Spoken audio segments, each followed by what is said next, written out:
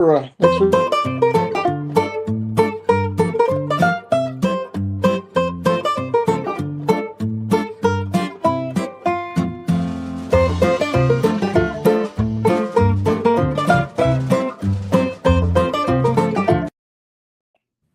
What up, Doc? How you doing, buddy? Peace. I'm doing really well, man. How you doing, Max? Just chilling like a villain. I think that we all have that in common. There's somebody else down here this evening. Jaime, what's going on, dude? Jaime Tovar here, David's older brother. Yeah, my big bro. That's cool. That's way cool. Yeah. When you say big, you got to say older, and you got to say older. I'm sure you got some old guy things going on, huh? Oh yeah. Yeah, I'm older than probably both of you, but it's been a great journey. I don't know, man. I don't know. I think Max got you beat. I'm not too sure. I don't think so. Hey, Pumpkin Girl. I think I think Max got you beat. No, I think he's about what are the years? Three under me. What? Maybe 3 years, 4 years under me. Shut up. How old are you? 64. Shut up. You don't look a day over 65, pal. Thank you, man. You know what? I'm glad you didn't say 70. How old are you, Max? I'll be 62. Oh. I think we look pretty good. Yeah. You almost 70 and me almost 60. Wait, hold on. Yeah, I would say you guys do look real good, man. Wait a minute.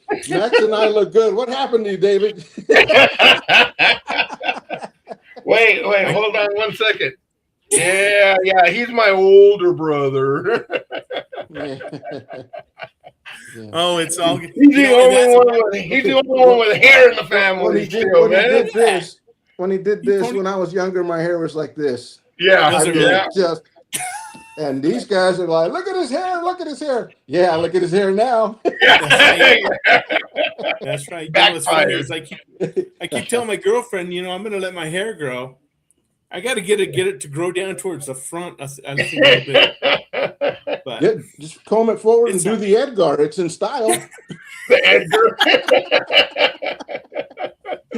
Good. The next time I go get my hair cut, I'm just going to have them cut it right about here. Do the old Sugar Bowl haircut.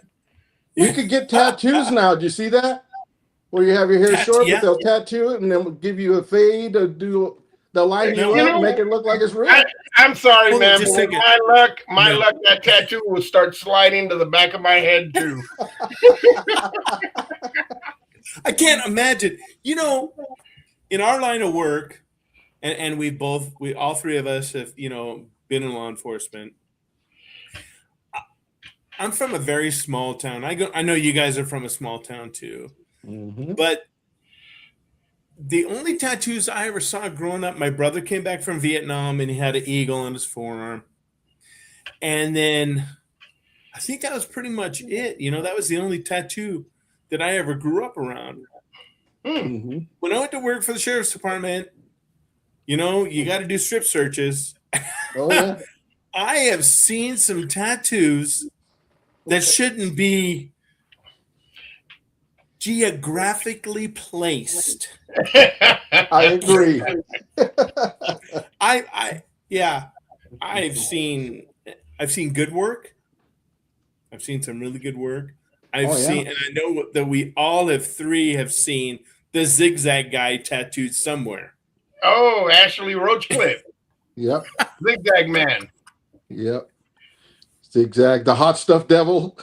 Yeah, exactly. My favorite was the cross. The cross right here. Oh yeah. The cross. That's part of the hood right there.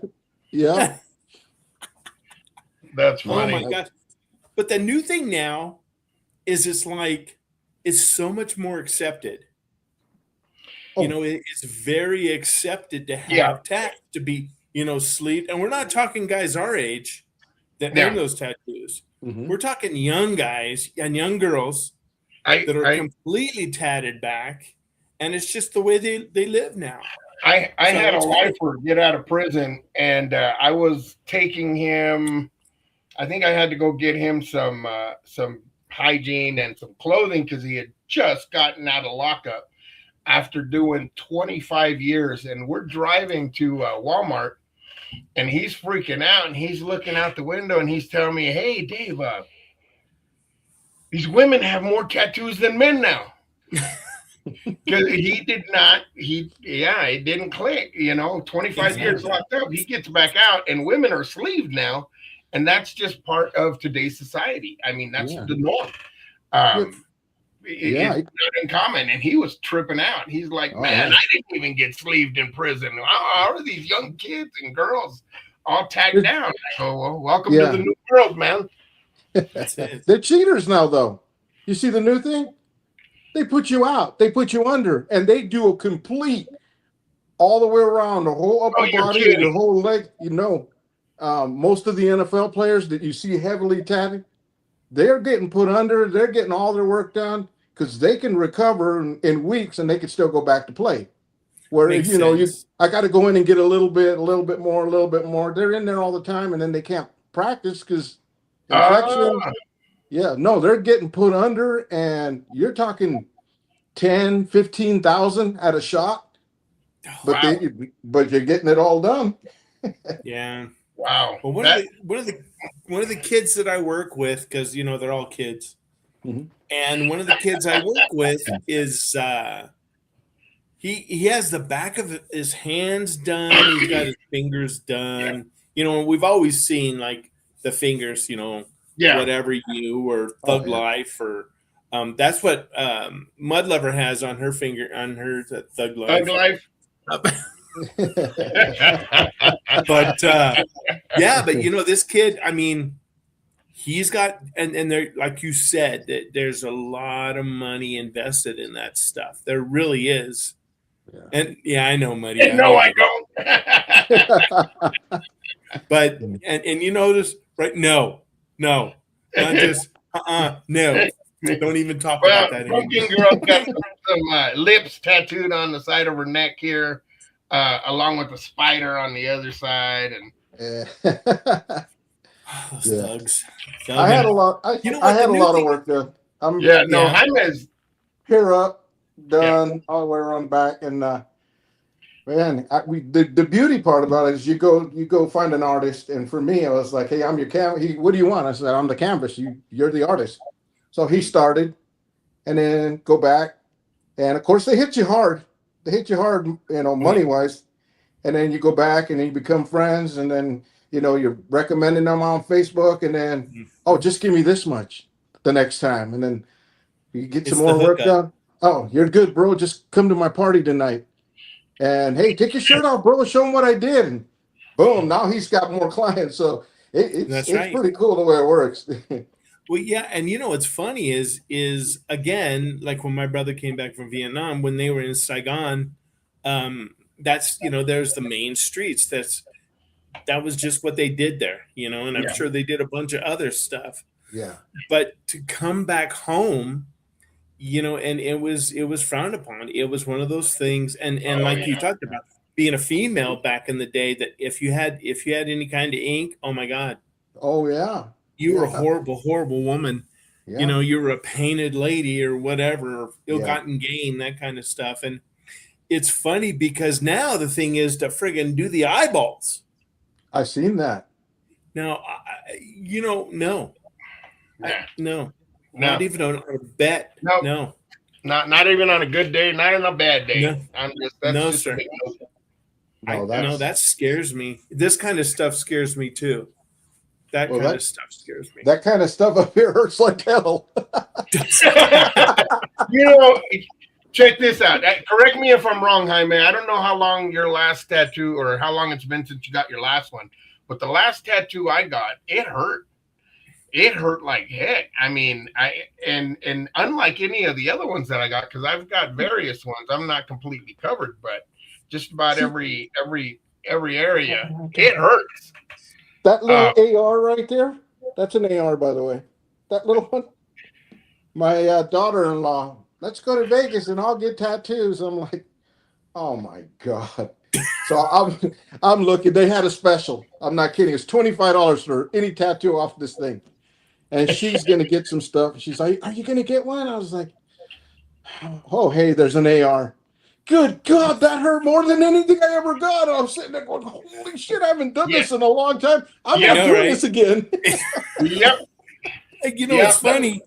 It's Mudlover's daughter and son-in-law.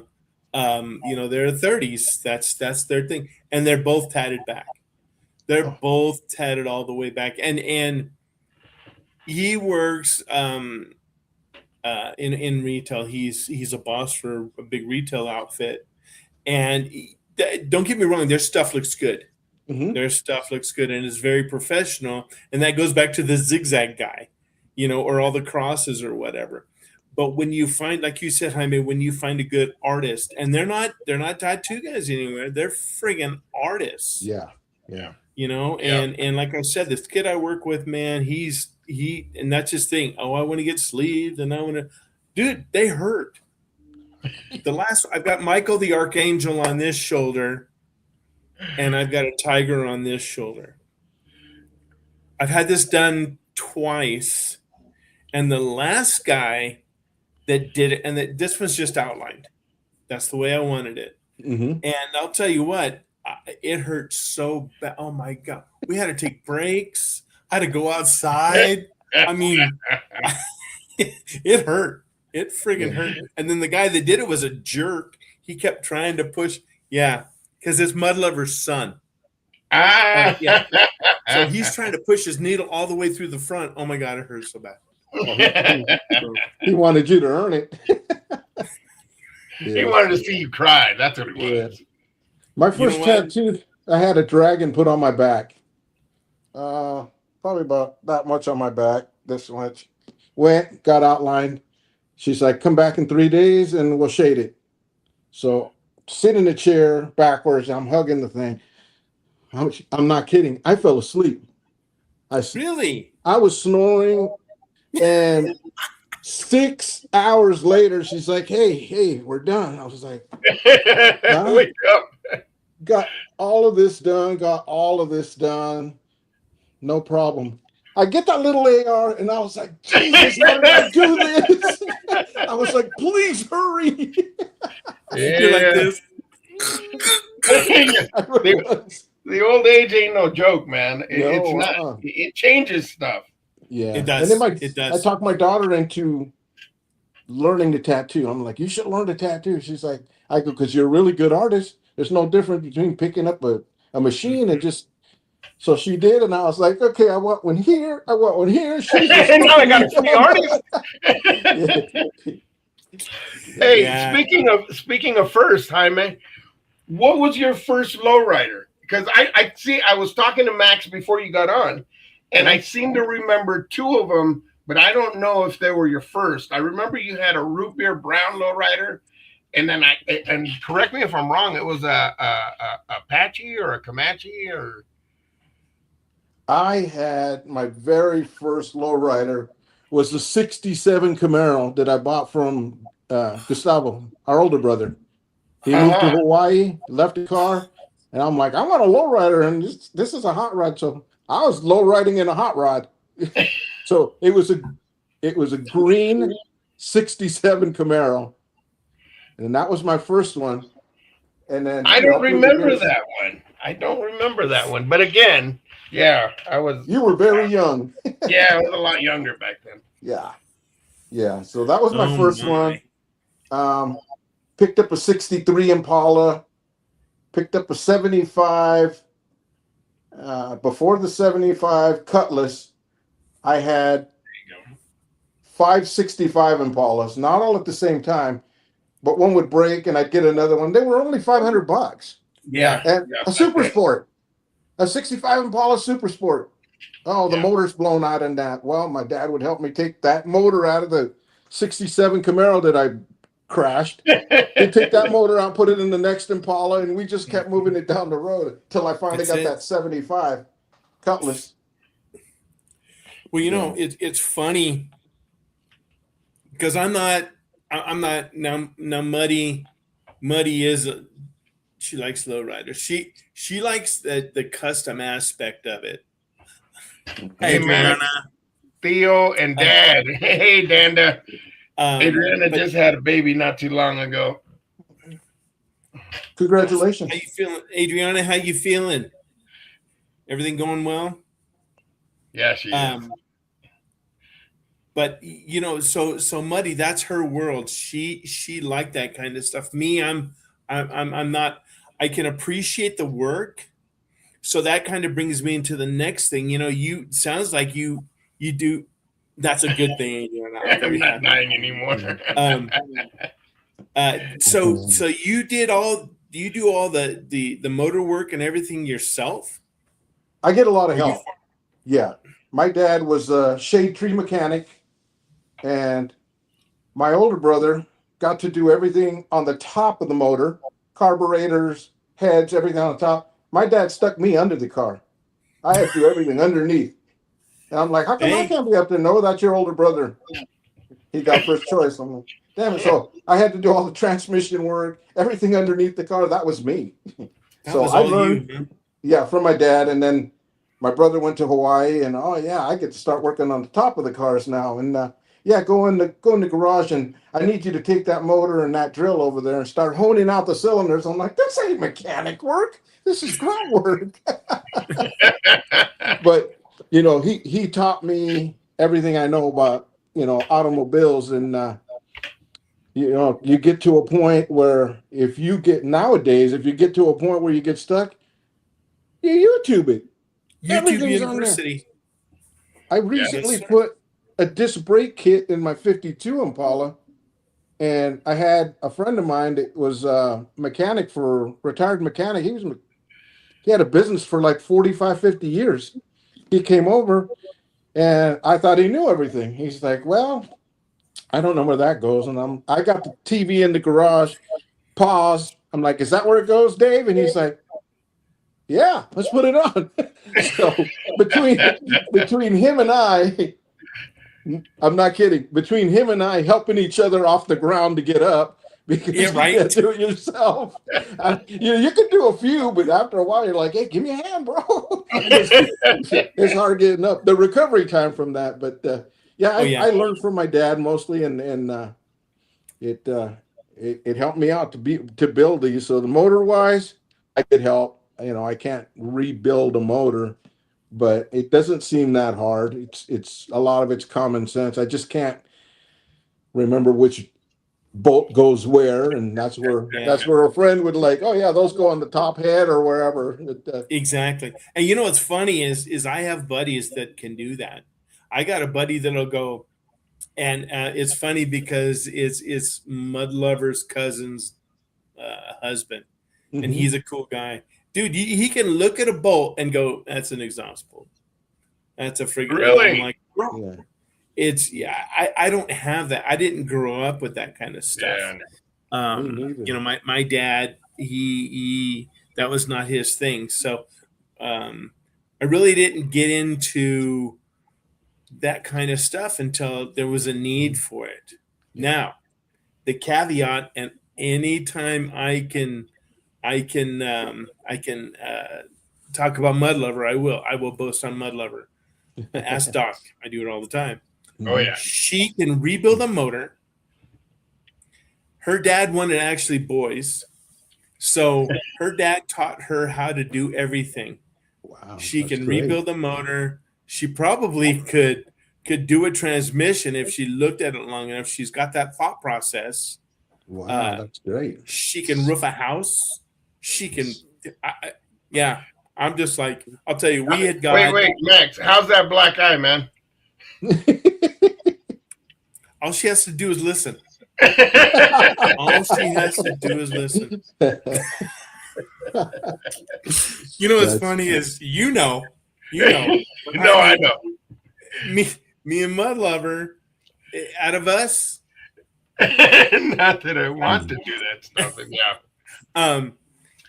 I'm the one that's most likely to get a black eye. She's actually out weed eating, and for I don't know how many years I've told her put on safety glasses, And the other day she was out weeding and she got bit. Fortunately, she was able to shut her eye. Oh, But the eye is good now. So that's a plus. Okay. That's a plus. Yeah. So Wow, that's so we got So- we got some pictures yeah. of Hyman's build of the cars. Okay, oh yeah, you want that's to tell us a little bit about it, Hyman? that bad boy right there is named Slowpoke. That was a 1952 Chevy that I picked up from a guy in the Bay Area. Nice. And true story, I'm driving home in this car and I pull into this restaurant that's about, the town is Castroville, and it's about 15 miles from my house. So I'm sitting there eating. Yeah, that's going through the restoration process. I'm sitting there eating and I see this old man and he is waist deep inside my car looking at everything.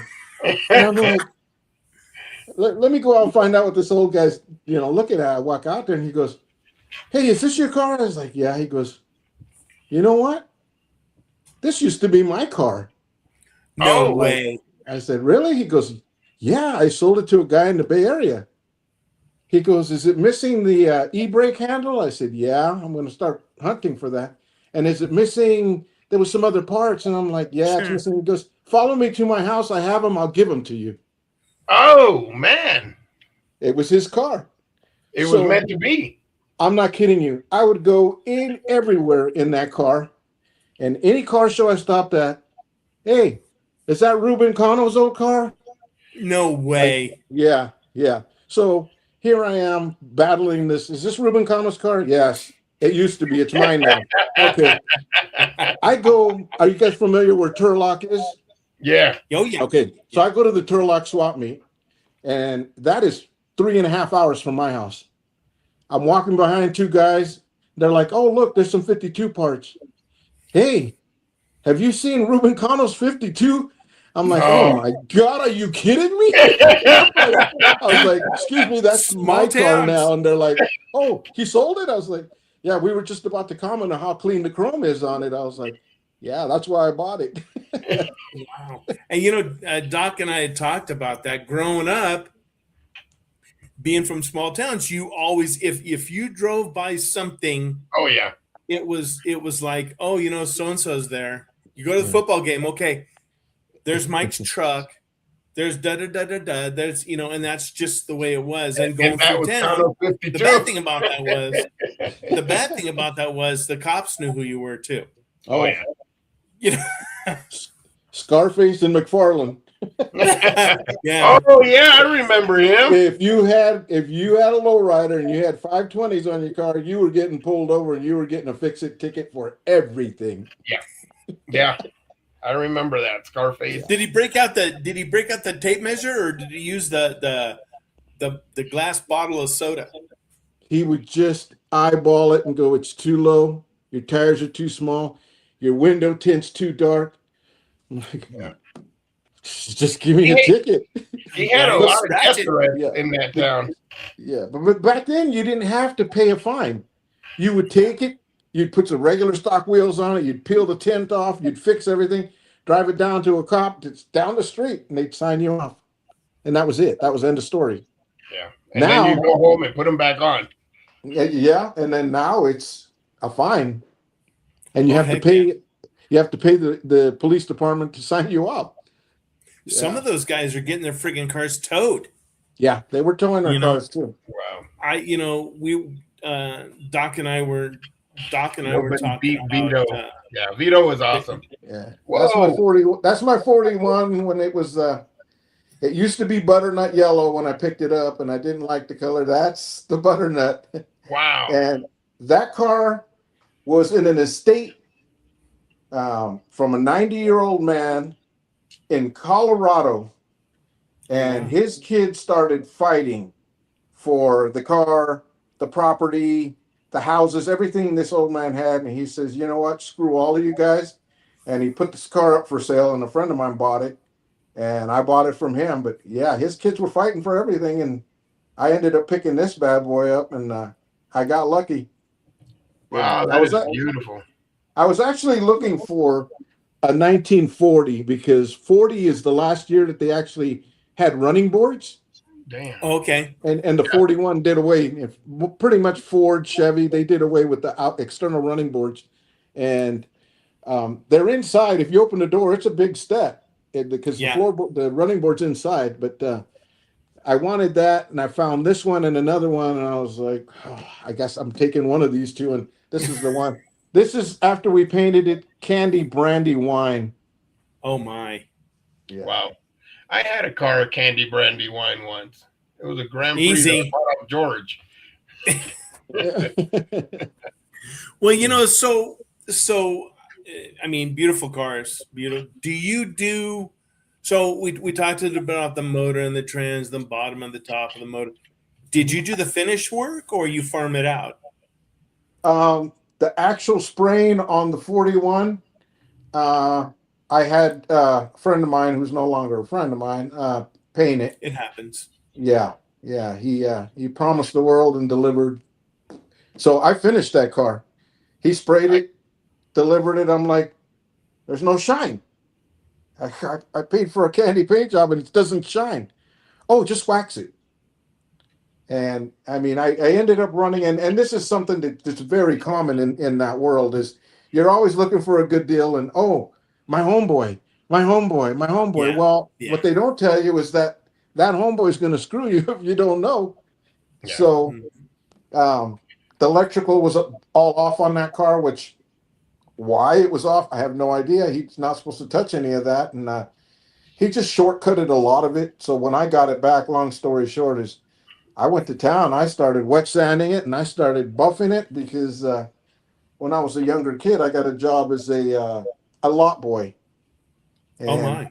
the actual car dealership sold, and the guy who owned the guy who was worked there, his name was Jim. I don't remember his last name, but he's like, hey, so and so selling the business, and I'm buying it. I'm taking over this business, and I want you to work for me still. So I found you another job at a detail shop because you're going to be there for a few months, and then when we reopen, I want you back. I was like, okay, Jim. So I learned to do auto detailing. And then going back a little bit, I'm kind of ahead of myself. When I was in high school, my brother that had that 67 Camaro wanted it painted. So my dad and I went to night school, auto body. Yeah, we drive over there after my dad got off work, and I learned to do auto body there. So I was just lucky to fall into all these little places. So I could do auto body. Most recently, a friend of mine, right before I moved here from California, he has an auto body shop, and I was there every day. We were sanding cars, painting, and he's like, my back's sore. Here, you paint that car. So here I'm going to town. So I'm painting, and it's all good. And, you know, after it dries, I'm like, my back's sore. You take the masking tape off. Right. Well, you know what? It's funny because, you know, you guys both come from. I mean, all three of us come from very humble beginnings, and Yes. you know, it's one of those things that if you learn how to do something like that, if there's certain things like I built fences when I was younger, you know, that was it, you know, and working on cars or whatever, you'll never starve. No. And if you do it the right way, there's a lot of money out there. Unfortunately, I am too old to build fences. Western wire, that shit is heavy. Yeah. I did that. I worked for C&H Fence in the Central Valley for many years. Really, I had a buddy of mine that ran the yard in Ventura in Oxnard for CNH. CNH friends. Chavez and Lupe, Hernandez. CNH. It was Chavez and Hernandez. Yeah. Chavez and Hernandez? C&H Fence. Yeah. Is My that what it really cousins- was? Yeah, my cousin Alicia, her husband worked there as well. Yeah, Lupe did, huh? Yeah, Lupa worked there, and he's like, hey, they're hiring over in Bakersfield, and I lived in Bakersfield. He said, why don't you go apply? I was like, all right. So I applied, He never called him and told him I was going to go apply over there, so he didn't even get me in. I got myself in, and then he'd come by. I got you this job. I no, you didn't. I just Shut spoke up. to Felix. Felix didn't even talk to you. Yeah, he tried to do that, but you're right. You know what? Growing up, you learned a little bit, whatever job you were at, and a lot of that carried over. Like I was, I took welding in high school, and it was just arc. It was arc welding. So I'm at CNH Fence, and I'm putting in fences, and the welder got sick, and the boss is out there. He's like, "What are we going to do? We need these gates done." I go, "You just need them welded?" And he's like, "Yeah." I was like, "I'll do it." Does he know how to weld? I said, "Yeah." So he's like, "All right." So I arc weld them all, got them going, and he's like, "I think you're going to be my new welder." But That'll teach just you. from high school, I not anymore, but when I was younger, I was sharp. If I saw something once, I could do it. Yeah. Now That's the way Muddy is. now you can't beat it into me. Not me. Not But me. yeah, I so- have to. Yeah, no. I no. YouTube University, baby, for the win. Oh yeah, yeah. So, And there's slow is poke this- right there, getting a facelift. Wow, Yeah, I took. you put a it- lot of work into them. yeah, and the other thing that a lot of folks don't know, like for instance, the bumpers on this thing were 1952 bumpers. So here I am calling chrome shops. I want them re-chromed. And at the time I built this was many years ago. I was like, okay, how much to re-chrome these bumpers? And that's slow poke when she's done. I'm wow. like, the X amount of money to re-chrome the bumpers. I'm like, go on catalog. I'm like, it's under $300 a bumper. So I ordered 2 new bumpers. And the old ones, I sold them for what I got the new ones for. Right? Yeah, you just have to be very savvy. Yeah, so we had to strip this bad boy all down to the guy. Actually, I had a guy paint this for me. He's like, I'll give you a price on it, but you're going to strip it, right? I'm like, yep, I'm going to strip it. I just wanted to give him the key. I wanted to give him the key so bad and say, here you go, just call me when it's done. Right? Because I was Is that working full time pearl? I was working full time when I did these 2 cars. Wow. Is that So is I did that farm pearl? some stuff up. Is the top Yes. pearl? The top, believe it or not, this is a variation of original color, but the top is pepper white from one of those British cars. What do you call them? Alfa Austin, Romeo. the Austin Powers car. Oh, the Shagwire. Yeah, there was something like that, one of those. And the bottom part, believe it or not, is like from a 2007 Honda Civic. Wow. The color. The bottom part of the car is called Basque Red Pearl 2 is the color code or a color name.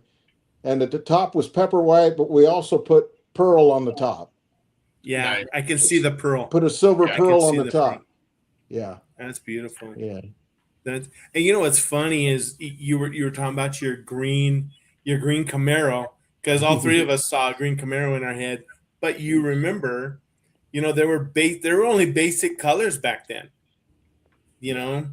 It was just basic colors. And Yeah. now you're like, okay, we're in the XYZ numbers and yeah, it's just incredible how we've gone. You take, say, a glove box with the paint from your car. You take it to the shop. I want this color. They put it on the computer and it'll give you the color. It's incredible. It Yeah, is and- incredible. Not only let me give you the can so you can mix it up. No, I want you to put it in an aerosol can. They can So do you that can too. you can rattle can parts of your car. Wow. So if you're doing like, say you get a door ding or a small dent at the bottom, you do the body work on it. You don't have to go buy all that paint. So you order a can and you shoot it, you sand it, you buff it, you clear coat it, all from a can. It's the exact same paint. It's great. What's funny is I and Doc and I have talked about this. And Mud Lover knows as well. I do not have any I have no holds on cars that I have, right, or I've had in the past. Yeah. I mean, I have a Jeep now, but if somebody wanted to buy it, I would sell it. So I don't have any attachments. Mud Lover has a 90 Bronco outside, sitting outside right now. And she got you need another, you know what? I found your project. I got a 59 ragtop Bug Yeah. that would be love to go to Kingman. If I fit in the Bug, I would consider it. Right? Oh, no, Muddy's gonna get you're gonna be getting the black eye. Muddy's like, oh no, not the Bug. I restored a 58 Bug. Oh, really? It had an 1835 dual Webers. I mean, that thing would do wheelies. Oh wow! Yeah, it was. Hey, fast. Muddy, bring up your dad's car. This is the car that this car that Muddy's going to bring up right now. That's something that her dad built. But you know, and so like I said, I don't have that. I have no attachment. I have no nothing to cars. You know what? It's a thing.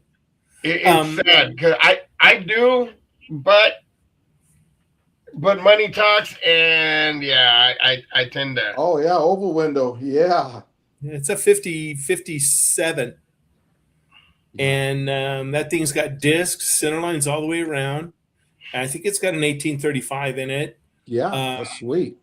He redid the. It's a beautiful, beautiful car.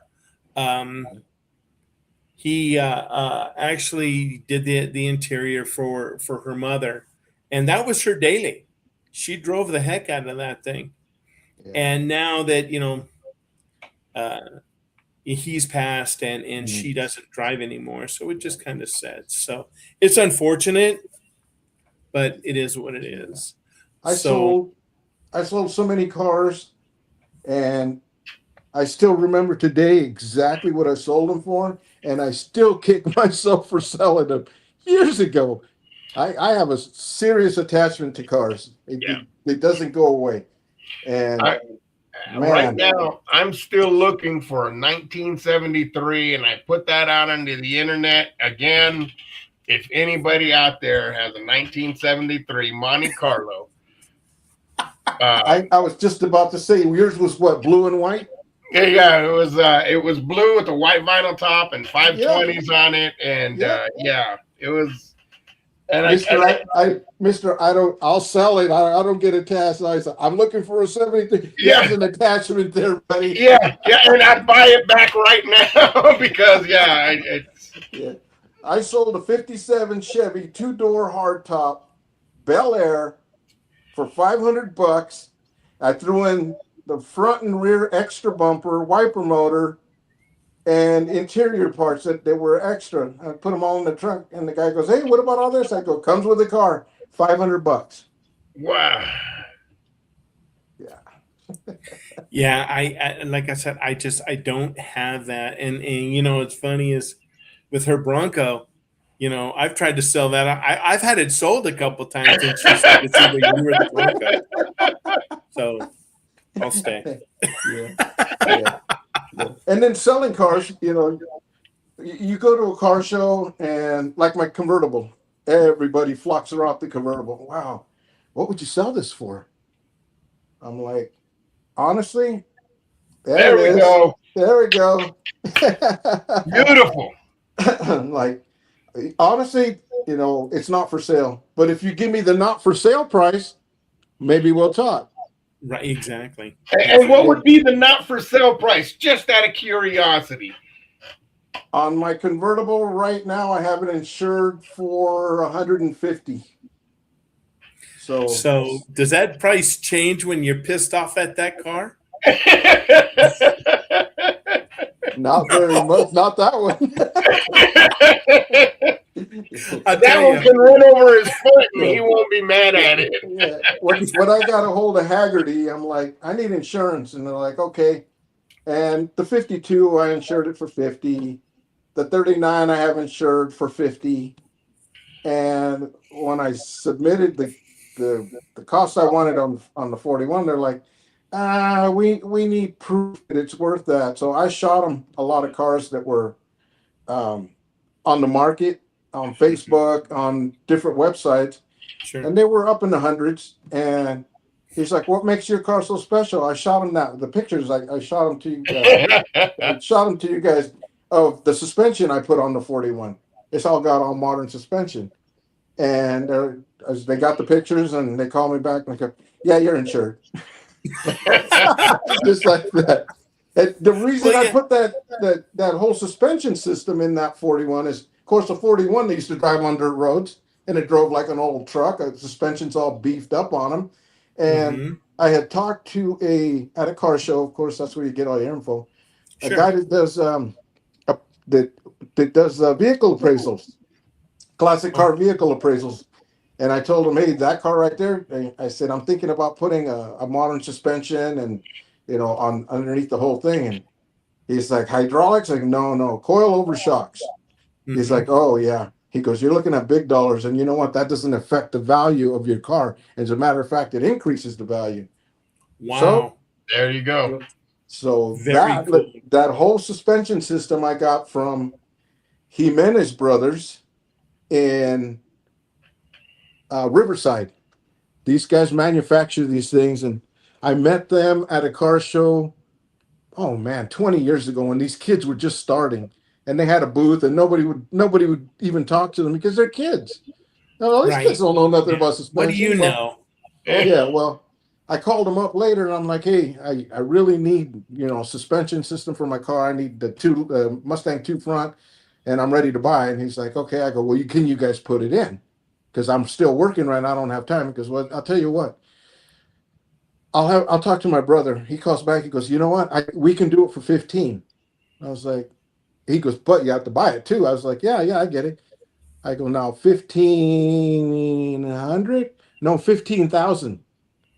I go, 15,000 to put it in? Because yeah, we got to run all new brake lines. No, brake lines ain't hard and they're not expensive.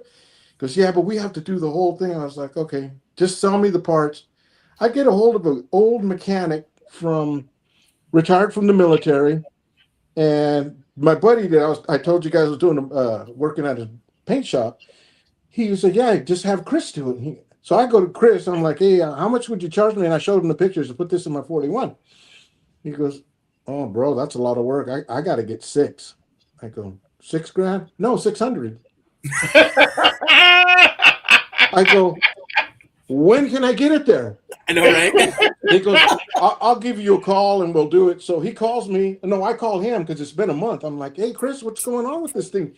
You said, you could get to it." He goes, "Yeah." I go, "And how much are you going to charge me?" He goes, "Oh, yeah, 500's good."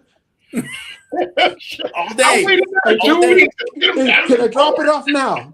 I said, "You know what? I'll tell you what. I'll come and help you. I'll come and help Right? you. We'll put it together." He's like, "Guy, I really like working by myself." I'm like, "Okay, okay." He goes, "Yeah." So in the meantime, my wife wants to move to Kingman. We're selling the house. My car is at his shop. The people trying to buy my house in California want me to close escrow in 25 days. I'm like, "Oh my God." I go, "Chris, I'll give you $1,000 if you can finish that car in 2 weeks." "You got it, buddy." So I went from 15,000 to 1,000, Hey. Wow. got it done, put that car together. It was just, I had zip ties holding all the parts on it. I wired it so it would run, got it on the trailer, got it here, and I finished it here in the garage. But man, what a nightmare. Wow. It sounds it's not a nightmare per se, but that frustration level starts working up and working up and working up. And Oh, and that's the thing about your hobbies. yeah. When we do our thing or when we did our thing at work, we work through that frustration. Oh, yeah. That was just the way it is. But once you take that kind of stuff on yourself, holy cow, Yeah. it's up in it. Yeah, it's a love-hate relationship. It And is. unfortunately, it's gotten to the point where you've seen the round, they call them swamp coolers. They're about yay big around, about that long. Oh, They sit on the window on the outside of the Hmm. car. You Hmm. used to put dry ice in there, a little bit of water, and as you're driving down, the water would go through the front, or the air would come through the front and shoot it through your window. That was a swamp cooler for the car. Those things you can get all day long for $150, $1,200 today. Wow. And not in good conditions. You got to restore them. Yeah. Wow. Well, and it is funny that you say that, because racing didn't grow up racing. Had a buddy of mine, a lot of buddies that would race. We do hobby stocks and dirt track stuff. Mm-hmm. And these guys had come out there back in the day, and they're coming out with Camaros, and they're coming out with Mustangs, and they're coming out with Chevelles. And that's the way it was, because they were throwaway cars. You could get, there you go. That's it. You could get one of those cars for, like you said, $300, $400, $500. And you're right. Now, try and go find a set of wheels. Oh, just you can't even buy the original rims for that price. Exactly. No. Yeah. Exactly. Yeah. And I just replaced the me and a buddy of mine just replaced the lift on my Jeep, because it was up here. The rust just kills you. It'll eat you up. So I repainted the frame. I mean, it's a nice Jeep that I have. It really is. But I'll tell you what, when I'm in love with that Jeep, I'm in love with it. You can't buy it. When I hate that Jeep, give me $20. Because that's the way it is. yeah. And Mud Lover's like, nah, don't be stupid. I'm ready to put a for sale sign on it right now. She's like, you got to replace it. Yeah, I know. And that's the way it is. But you're right. Cruising around, I know you haven't spent a lot of time in Idaho. Cruising around, man, I see everything. In fact, I was in a square body graveyard today. And it just hurt. Yeah, I would push it. You'll push it in the street. I would. Oh my gosh, are you kidding me? That thing has drawn so much blood. But yeah, I was in a square body graveyard today, and I was just like, holy cow. They've got a classic car graveyard over here by Jerome. And I'm talking about I've seen so many Chevys in there, Jaime, from the 39 52s. I mean, there's just tons of them. And I hated it when we sold Doc's Ford. I know. We have a graveyard here, believe it or not, in Kingman, and they got all classic cars there. I was shocked when we moved here. I didn't know anybody here, didn't know anything about Car Club World. I didn't even know what Route 66 was. I just knew it was an old iconic highway. I didn't know what it stood for. I had no clue. We moved here and got all moved in, and my wife's like, I don't ever see any classic cars out. Well, we moved in the middle of summer. Nobody comes out. So, So she's like, what are you going to do with the cars if there's no car stuff going on here? I said, I have no idea. I guess I'll get on Facebook and see what they're going for. And, I'm going through Facebook and I say, hey, we're going to meet at the park up here. I go, in Kingman? Shit, I'm going. So that right there, I didn't know this was the car mecca. I had no clue. Heck yeah. Yeah. Oh, heck yeah. Nice. We have, and you know this as well as I do. You take your car somewhere. I don't care if you don't know anybody. You break that car out and you drive it to the store. It's a 4-hour trip. It's 10 minutes to the store. Yeah, it's a dry heat. Dry heat. It's a 10-minute ride to the store, but you're spending 4 hours because these guys just come out of the woodwork and they start looking at your car. Oh yeah, That's true. The cool thing. Guys will just come up and start, and I like working. Like I said, I'm a Jeep guy at this point in my life. Mm-hmm. But it's one of those things, and I think guys really enjoy when another guy comes up and appreciates your car. Oh yeah. You get a lot of I don't go to car shows for a trophy. I don't want a trophy. I think that's bullshit. People that say they don't want a trophy, because what that trophy signifies is somebody recognized your hard work. Exactly. So for instance, we went to the wife and I went to the Duke's picnic in Napomo when I was in California. Oh yeah. And I'm trying to get slow poke up on the trailer and it's too low. And I don't have any boards to lift it up to get on there. Sure. Back it out. I got to take Hawaiian Punch. That's my 41 convertible. Got to take it. It's dirty. It's filthy. I haven't cleaned it. Get it up on the ramp, get it tied up, take off, get to the car. So as we're driving in, my wife goes, okay, before they swamp you, just open the trunk and I'll get my own chair. So I take it off. I take Hawaiian Punch off the trailer and I start coming into the park and people are literally following me as I'm driving all the way to my spot. The minute I got out, I was like, excuse me. They were right up on the door. I couldn't get out. So I'm like, excuse me. I open the trunk. I'm ignoring everybody talking because I got to get my wife's chair. Get it out. She sits down. And it's an hour and a half later. My car's filthy. I haven't even got a chance to wipe it down, clean it, nothing. She's like, I told you. And I think, what's funny is I think that's the great thing about guys and girls that can appreciate that stuff. And, it's one of those things where, man, I love from a semi to a Volkswagen.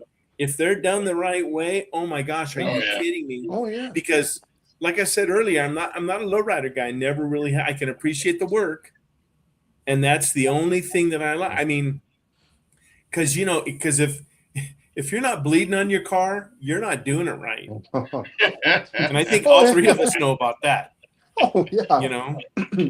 Yeah, I got interviewed for a newspaper magazine one time because they saw Hawaiian Punch. I had it out, and he's like, "Well, how long did it take you to restore this?" And I'm telling him, and I said, "It's a 1941, so a quick 30-minute. I'm going to replace this part with this other part that I got.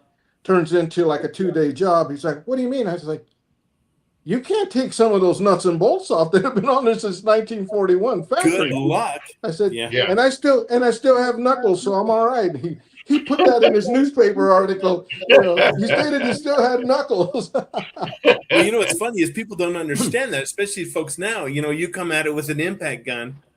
You're lucky to bust stuff. How about rounding it off? You're looking for heat. Yeah. You're looking for stuff. You're just like, and you're making up words. Oh. The good thing about it is I don't throw tools anymore. And the reason I don't throw tools is because, again, Mud Lover just goes in the house and I got to go get those tools. And I'm going to break something, doing something else. So I've calmed myself way down. And like I said, boasting on Mud Lover, we got a 78 K5. Oh, Yeah. And $8 now. yeah, it was a bucket. $8. It was a bucket, but the turn signal indicator had broke the switch down there, and it's all plastic anyway. Yeah. So I'm like, I could do this. So I pull the friggin' steering wheel off, and I go down there and I take the cover off the column there, and I unplug it right, and you pull it off, and I got the new one, and I put it on there, and I can't get it back. And she's sitting in the car next to me, and she's like, why didn't you go get a drink of water? Now, I've been fighting this thing for like a half hour, and I'm making up words, and I'm MFing it, and I'm this, that, and the other. Dude, I turn around to jump out of this thing. By the time I get out, she's got it fished in there, hooked up, and ready to put the damn steering wheel back on. I know. Yes, ma'am, no, ma'am, because she is that with that stuff. Like I said, her dad wanted sons. So don't be sorry. You're kidding. It's funny you mention that because it's not hard. My wife knows nothing about mechanic work, nothing. But she's so, well, did you try this or process of elimination? Well, I recently fell and hurt my arm. Actually, I blew 2 discs out in my neck that I'm going to have repaired this Wednesday. And I the strength in my arm was just gone. Well, I need to get the disc brakes in my 41 in Hawaiian Punch because I'm taking it to Yuma to a car show. And I had dropped spindles in it, but I wanted it stock height so I can get up on the trailer. So here I am, I order the parts, and I can't put them on. So she's like, I'll put them on. I'm like, okay, grab that impact and do this. And she did the whole thing. I mean, I was sitting there coaching her. So then, of course, my buddies on Facebook are like, hey, can you send Patty over? I need I need help with my transmission. I'm like, no, that's my personal mechanic. It's funny. Yep, you're absolutely right. And that's because she knows when I'm irritated at this, and it's just, and she'll go, well, why don't you boom, boom, boom, and I'll come back and it'll be done. Or just a matter of looking at it with different eyes. Yeah.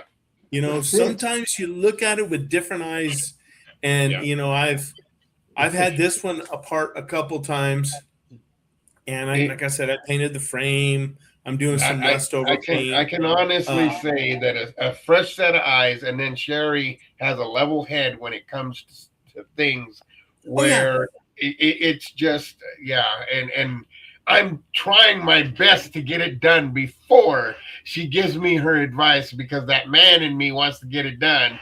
And then she'll just make a comment like, why don't you try it this way? And there it goes, click right in, and it works. Oh yeah, my words. Oh, yeah. Like the frustration. Muddy's the same way. Yeah, frustration. You're dropping bombs.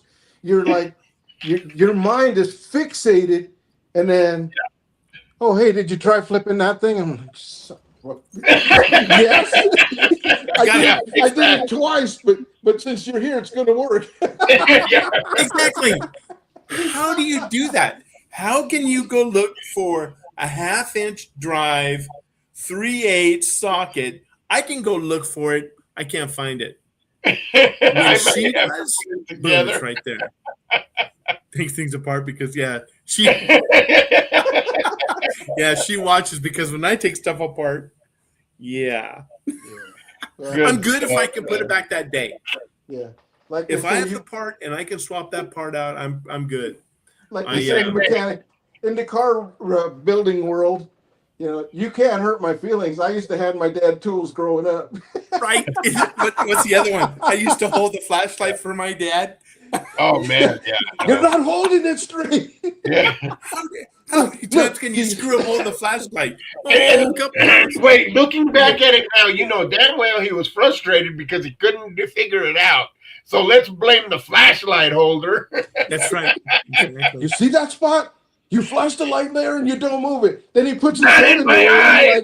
I know you're like, what the heck? Well, move the light because I can't see. I'm like, don't move. And like I said, my dad, God love him, he just was not a car guy. I mean, he really didn't have the money to do cars, and he was never thought he was smart enough. And I think that was the big thing. I think he didn't want to break something because he couldn't afford to replace it. Yeah. So that's just the way it was. Another true story really quick, because I know we're running out of time here. My dad bought a Mustang. I don't know what year. I know it was in the 65-ish year. I think it was a 67. Okay, he brings home this Mustang. And my mom's like, what are you doing? We can't even afford to feed the kids. And you bought this Mustang? I'm going to restore it for you. She goes, oh, you're restoring it for me? Goes, yeah. What color do you want me to paint it? Pink. It was a pink Mustang with a white top. I remember it. He painted it pink because what could he say? I bought it for awesome. you. He's like, okay. Heck yeah. Jeez, that was the only pink Mustang I had ever seen. Ever. And probably the only one. Nobody else would do that. Exactly. That was hey, Doc, we're close. Exactly. Hey, Doc, we're close to the end. Let's take it home, buddy. All right, man. All right. Remember, everybody, treat the people you meet kindly, because changing the world starts with one person, yourself. Love your neighbors, love your friends, love your brothers. Love you guys. And yeah, be positive. Exactly. Yep. Exactly. There you go. Oh my God, that's it. Hey, just all I ever have to say is just be good humans. Treat that guy back the way you want to be treated. Sometimes it's hard. Jaime, you want to throw anything in there, brother? I just want to say, you know what? You guys got it right, man. Treat everybody the way you want to be treated, and God is good. Absolutely. Amen. All the time. Absolutely. We appreciate it. Hey, thanks for doing a drive-by with you guys. You know, like I said, we don't have a game plan. We just keep going. Plan. It's not pan, it's plan. Thanks everybody for coming by. I mean, we know you're a busy cat. We do appreciate you taking that time. We're going to have you on again because there's other stuff we want to talk about as well. Hey, let's go deep. Let's go deep into the tattoo world. I know, right? Okay, let's do stuff. Let's do stuff. I think we should do a live while somebody's getting a tattoo. That's what we need to do. Ooh, if my daughter was here, I'd be the victim. That's it, exactly. Hey, maybe we'll have to plan that. Doc, I love you, man. Got to put that blurred out spot right here. Doc, you know we love you. Jaime, thanks for coming by. We appreciate you, brother. Money, take us home. Appreciate it. Peace. Take care. All right. Later, guys.